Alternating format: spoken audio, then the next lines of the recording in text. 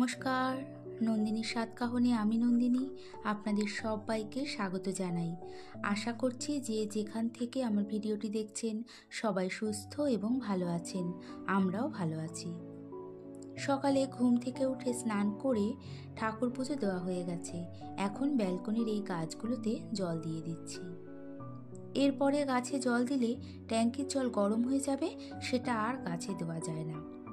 এখানে যতগুলো গাছ আছে সব আমার নিজে হাতে লাগানো। এই সমস্ত গাছগুলো অনেক দিন ধরেই যেহেতু যত্ন করছি, তাই গাছগুলোর প্রতি কেমন যেন মায়া পড়ে গেছে। গাছ হোক বা পশু পাখি, এগুলোর যে কি মায়া তা যারা পালন করে তারাই একমাত্র জানে। গাছে জল দিয়ে স্নানের সময় কেচে নেওয়া জামা কাপড়গুলো ব্যালকনিতে মেলে দিলাম। অল্প কয়েকটা জামা কাপড় এখানেই শুকিয়ে যাবে, তাই আর ছাদে গেলাম না।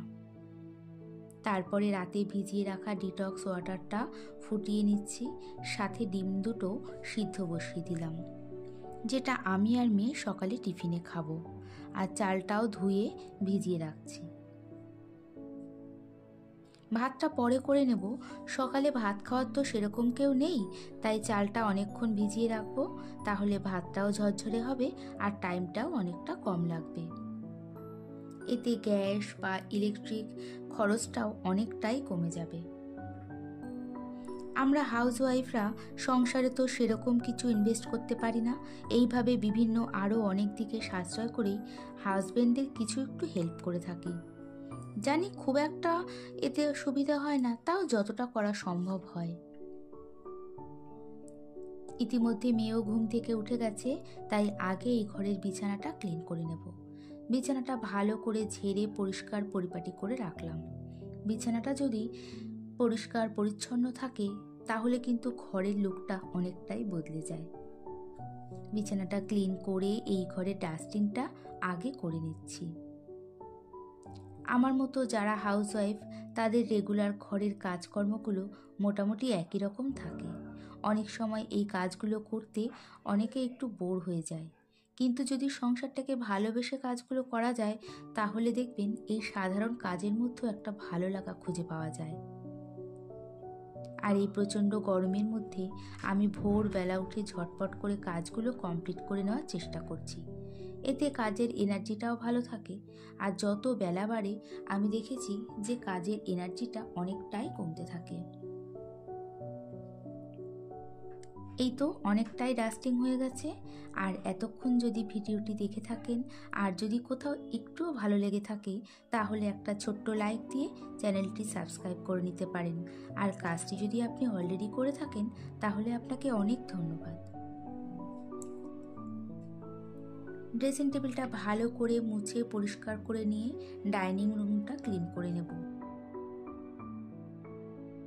গতকাল সব কিছু কলিন দিয়ে স্প্রে করে মুছে নিয়েছি, তাই আজকে একটু শুকনো কাপড় দিয়ে আলগা ধুলোগুলো ভালো করে ঝেড়ে মুছে নিচ্ছি।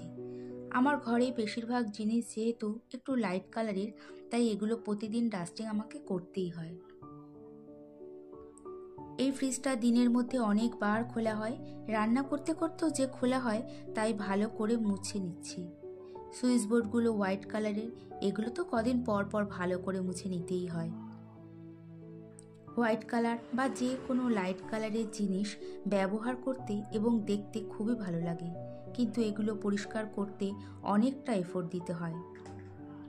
আমার যেহেতু কোনো হেল্পিং হ্যান্ড বা কাজ করে দেওয়ার কেউ নেই, তাই চেষ্টা করি ভোরবেলা উঠে কোথাও এতটুকু না বসে সময় নষ্ট না করে ঝটপট করে কাজগুলো করে নিতে।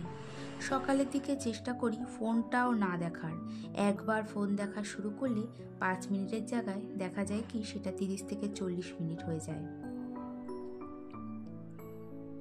এখন এই চেয়ারগুলো ভালো করে মুছে নিচ্ছি। কিছু আলগা ধুলো লেগে থাকে, তাই শুকনো কাপড় দিয়ে ঝেড়ে নিলাম।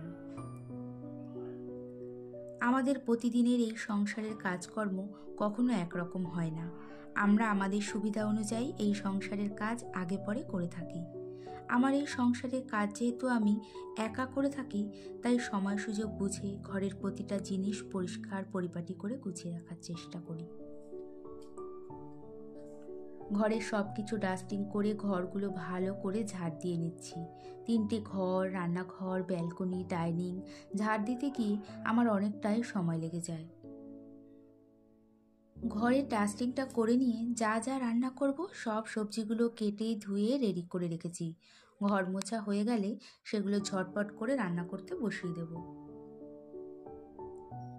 ঘর ঝাড় দিয়ে যদি সাথে সাথে মুছে নেওয়া যায় তাহলে সেটা ভালো পরিষ্কার হয়। আর যদি অনেকক্ষণ পরে কেউ ঘর মোছে তাহলে আমার মনে হয় কি যে আবার সেই কোথা থেকে মনে হয় ধুলো চলে আসছে। এখন এই তো 2টো পদ রান্না হয়ে গেছে, লাউ শাক আর চিচিঙ্গা ভাজা। লাউ শাকটা করেছিলাম পোস্ত বাটা দিয়ে, আর চিচিঙ্গা ভাজার সময় একটু বেশি করে পেঁয়াজ দিয়েছিলাম। আমার সোনা এই চিচিঙ্গা ভাজা দিয়ে ভাত খেতে খুবই পছন্দ করে, কিন্তু যখনই রান্না করি ও এই চিচিঙ্গা নামটা কিছুতেই মনে রাখতে পারে না। এখন আর মাছটা রান্না করে নেব। আলুগুলো ভালো করে ভেজে তুলে রেখেছি। আর মাছের রান্নার জন্য কড়াইতে একটু বেশি করে তেল দিয়ে জিরে, তেজপাতা, শুকনো লঙ্কা ফোড়ন দিয়েছি। বেশ খানিকটা পেঁয়াজ হালকা করে ভেজে নিয়ে এক এক করে সব মশলা, জিরে, ধনে, হলুদ, কাশ্মীরি লঙ্কার গুঁড়ো, লঙ্কা বাটা, আদা বাটা দিয়ে ভালো করে কষিয়ে নিয়ে তারপরে আবার আলু দিয়ে ভালো করে কষিয়ে নিয়ে গরম জল দিয়ে দিয়েছি। ঝোল ফুটে উঠলে মাছগুলো দিয়ে দেব, আর নামানোর আগে দেব গোটা গরম মশলা বাটা। গুঁড়ো গরম মশলা থেকে যদি গোটা গরম মশলা একটু কষ্ট করে বেটে দেওয়া যায় তাহলে রান্নার স্বাদটাও অনেকটাই বেড়ে যায়। রান্না কমপ্লিট করে বাসনগুলো সব এক এক করে মেজে ধুয়ে নিয়ে মশলার কৌটোগুলো ভালো করে মুছে নিচ্ছি। প্রতিদিন এগুলো রান্নার পর মুছে রাখার চেষ্টা করি। রান্না করতে করতে এগুলো ইউজ করা হয়, তেল, হলুদ অনেক সময় লেগে থাকে। রোজ রান্নার পর যদি একটু সময় নিয়ে মুছে রাখা যায় তাহলে সেটা দেখতেও ভালো লাগে। এরপর দুপুরে আরেকবার স্নান করে নিয়েছি, তারপরে খাওয়া দাওয়া করে একটু রেস্ট নিয়ে বিকেলবেলা দেখা হচ্ছে। সন্ধে দেওয়ার আগে বিকেলবেলা একটু ঘরগুলো ঝাড় দিয়ে নিচ্ছি। মা ঠাকুমাদের দেখেছি সন্ধে দেওয়ার আগে ঘরগুলো একটু গুছিয়ে রাখে। দুপুরের একটু বাসন সব মেজে নিয়ে ঘর বাড়ি পরিষ্কার করে তারপরে সন্ধে দিত।